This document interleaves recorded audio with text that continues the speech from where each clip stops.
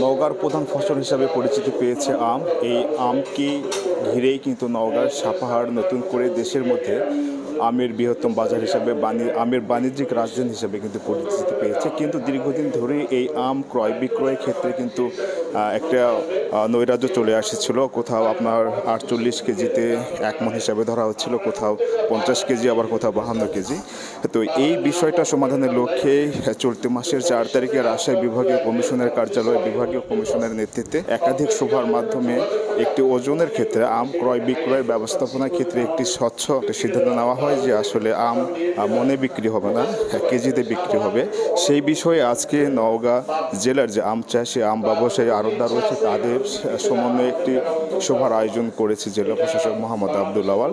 এই সভার মাধ্যমে নওগাঁ জেলায় যেসব আম চাষি রয়েছে, আড়তদার আছে, ব্যবসায়ী আছে, আম চাষি আছে, তাদের মতামতের ভিত্তিতে একটি সিদ্ধান্তে পৌঁছা হবে এবং এই ক্ষেত্রে এই সভার মাধ্যমে নওগাঁতে আম ক্রয় বিক্রয়ের ক্ষেত্রে সিদ্ধান্ত গ্রহণ করা হচ্ছে, যে সিদ্ধান্তের মাধ্যমে নওগাঁতে আম ক্রয় বিক্রয়ের ক্ষেত্রে আসলে স্বচ্ছতা ফিরে আসবে।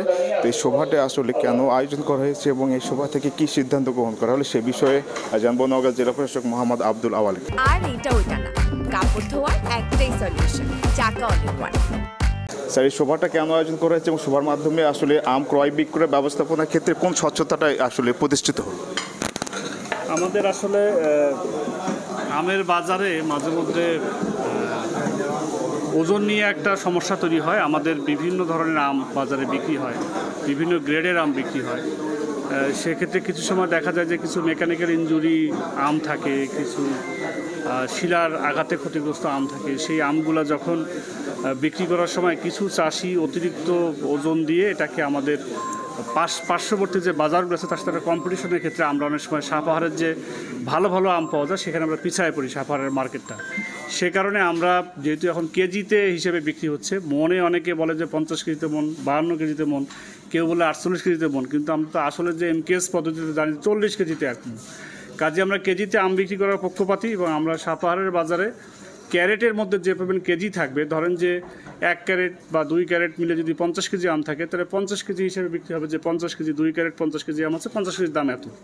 সেই হিসেবে আমরা সিদ্ধান্ত নিয়েছি। আমাদের এখানে আম চাষি যারা রয়েছে, যারা ব্যবসায়ী রয়েছে, যারা উদ্যোক্তা আছে, তারা সবাই এই বিষয়ে একমত হয়েছেন এবং তাদের যে ব্যবসায়িক ধারা, তাদের যে ওখানে যানজটের একটা বিষয় থাকে বাজারে, তাদের পরিবহন খাতে কিছু সমস্যা আছে, সেগুলো নিয়ে আলোচনা হয়েছে। আশা করি যে আমাদের এবছরের যে আমের বিজনেস, আমের যে বাজার, সেটা সফলভাবেই সাপাহারে শেষ হবে।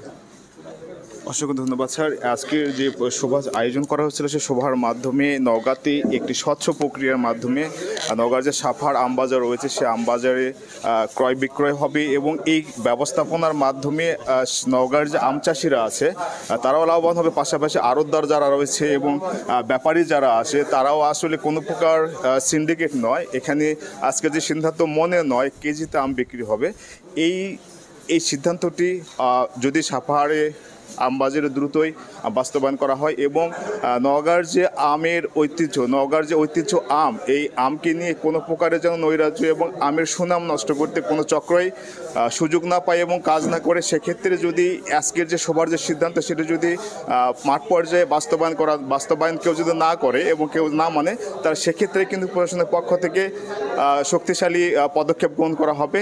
নওগাঁর যে বিভিন্ন উপজেলার আম বা চাষি, ব্যবসায়ী, আড়তদার আছে তারা কিন্তু সবাই একই সিদ্ধান্তে উপনীত হয়েছে যে এখন থেকে মনে নয়, কেজিতে আম বিক্রি হবে। এতে করে আমের যে সাপাহার আম বাজারে স্বচ্ছতা ফিরে আসবে এবং সাপাহারের আম দিন দিন দেশ থেকে দেশের বাহিরেও সে সুনামটা আরও বেশি করে ছড়িয়ে দিবে, এমনটি প্রত্যাশা করা